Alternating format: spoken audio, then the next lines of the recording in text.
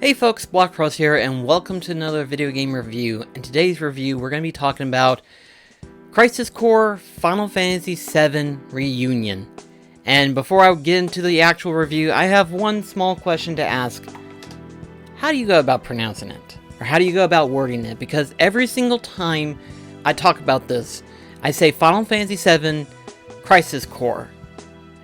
And in this case, it's like Final Fantasy VII Crisis Core Reunion. But technically, according to the title, it says Crisis Core Final Fantasy VII Reunion. Or obviously, if it's the original PSP, it would be Crisis Core Final Fantasy VII. And I'm like, that throws me off so badly. Because it's like, I would think to myself, it's like, technically, it's part of the series, Final Fantasy VII. And then its base name is Crisis Core. So it's like, wouldn't it be Final Fantasy VII Crisis Core? But no, it's Crisis Core Final Fantasy VII. I just want to know if I'm not the only one who tends to mix that up, you know. It's like, I go about saying Final Fantasy VII Crisis Core, but it's technically Crisis Core Final Fantasy VII. And it messes me up so badly. I'm genuinely wanting to know if anyone else has had that same problem of where they say the base name, and then they say the actual part, but the actual part comes first rather than the base name. So anyway, let's go on to the actual review. With this review, I want to take this into two parts. Part one being that of obviously talking about the game, you know, my experience with it and stuff like that, but then talking about the remake aspects, you know, compared to that of the original PSP and stuff like that. Because technically, I have beaten the original PSP years ago.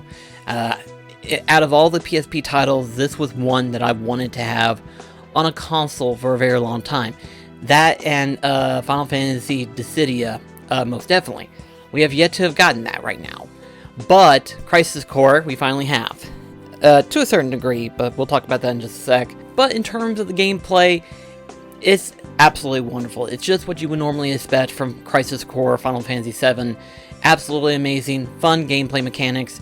Being able to have the materia, fuse them to get different materia, and then depending on your stat building, you can actually build the materia around certain stats in order to make them stronger, make your character stronger, and so on and so forth.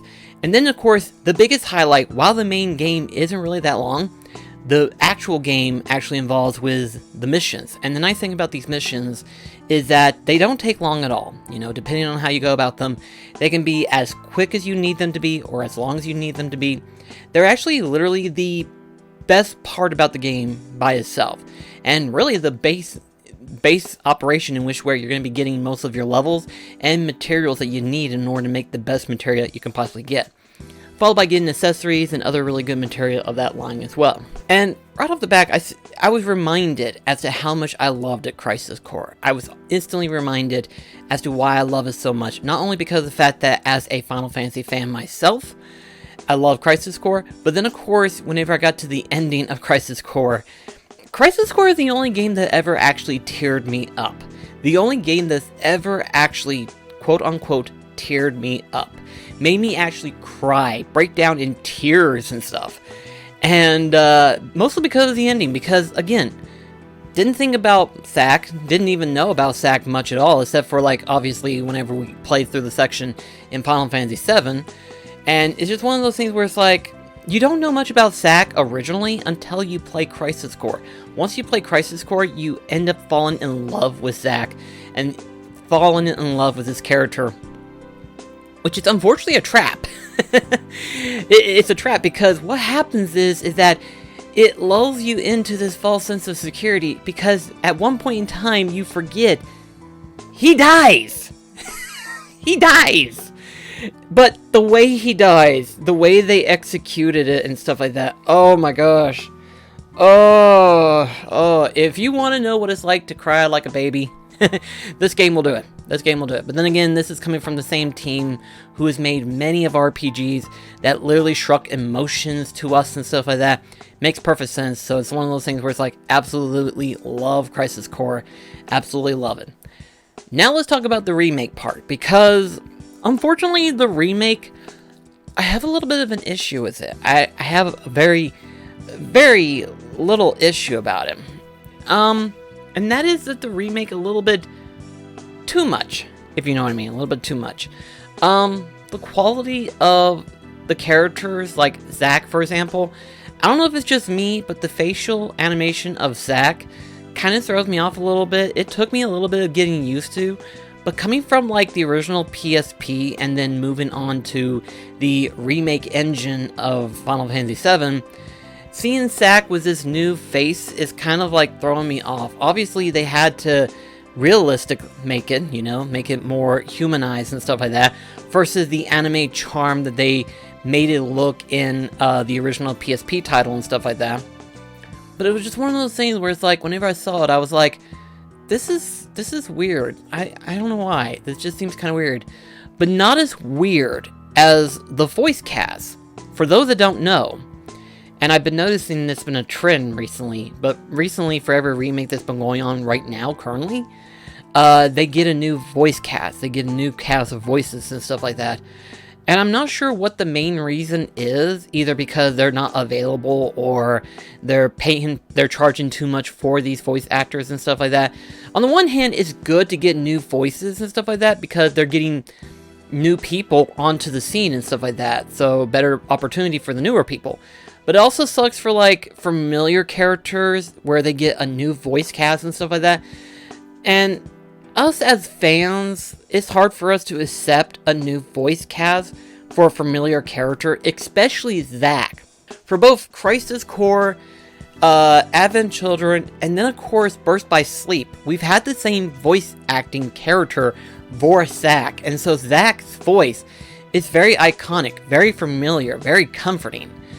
But then whenever they announced the remake of Crisis Core, with Reunion, of course, mind you, when they announced it, I heard his voice and I was a little bit discomfort about it. Zack speaking. Making progress, Zack? What's going on, Angeal? Why are we fighting Shinra troops? Zack speaking. Making progress, Zack? Angeal, what's going on? Why are we fighting Shinra troops? Like, I thought to myself, I was like, why couldn't they have reused the voice from the PSP? Obviously, there would be a contracting deal or something like that with the original voice actor, depending on how it is and stuff like that. I don't know how these things work.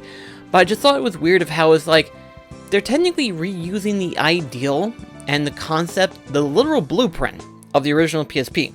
It's just obviously being used with a new graphics engine and building from the ground up with the current remake engine and stuff. The new voice cast kind of threw me off for Zack. Zack is like the biggest one for me where it kind of threw me off. Lazar and I think Angeal has a different voice. It doesn't feel like it's different, but I'm pretty sure it is a different voice actor. He does pretty well. Sephiroth, it's the same voice actor that we've got for the remake, so I'm fine with that. It doesn't affect me. Same thing with Aerith. But Zack, again, because I'm familiar with Zack's original voice, and then to hear it in Crisis Core with a new voice, it's like, it took me a long while.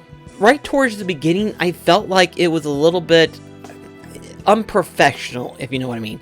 And for a lot of people, I'm sure they probably felt that, but then they thought, no, this would actually fit Zack's character, because yes, he is first-class soldier, but he's never uptight. He's never like, all about, be sure to stay true to your training and stuff like that. No, he's pretty a relaxed character. He's pretty relaxed. But it's like, I don't know. It took me a long time to get used to Zack's new voice acting, because towards the end, it does well. But like at the very beginning, his voice was very hard to adjust to, because again, it felt like obviously first time voice acting. And I don't know if that's the case. I don't know if he's had a history of other voice roles and stuff like that. Haven't really looked into that, but I know it was kind of weird hearing him talk and feeling like it's not as perfect, you know what I mean? It's not as definitive as like the original Zack character. I don't know why. Like I said, it was just a personal nitpick that I have. That's just me. I'm willing to admit that I'm just slightly crazy and everything like that, but I can't be the only one who felt like the voice cast choice was a little bit odd for Zack. Genesis, on the other hand. Genesis. My friend, do you fly away now? To a world that abhors you and I? Shut up! All that awaits Shut you up! I'm is a warning you! somber morrow, no matter where the winds may blow. I don't see Sephiroth today, but are you game? I would argue and say this is the best voice actor for Genesis. The original Genesis voice actor is okay, but the new current Genesis voice acting, I like it. I like how it sounds. It literally represents how Genesis sounds and how his personality is portrayed in the game. It makes sense, and I do like that, especially whenever he reads off the poem of Loveless.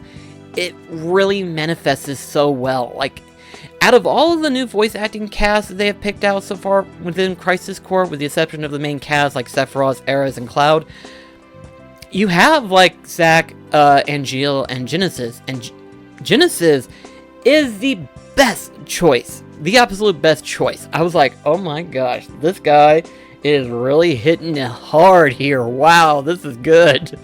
So it's like, the voice cast choice was a little bit mixed for me, but I think that's to be expected, especially since that's kind of the trend now where continuing voice acting is going to be changed out with different voice casts and stuff like that. I hope that doesn't end up happening for like Kingdom Hearts, but at the same time too, it's just kind of weird just to have this new voice cast choice for the continuation of Final Fantasy VII.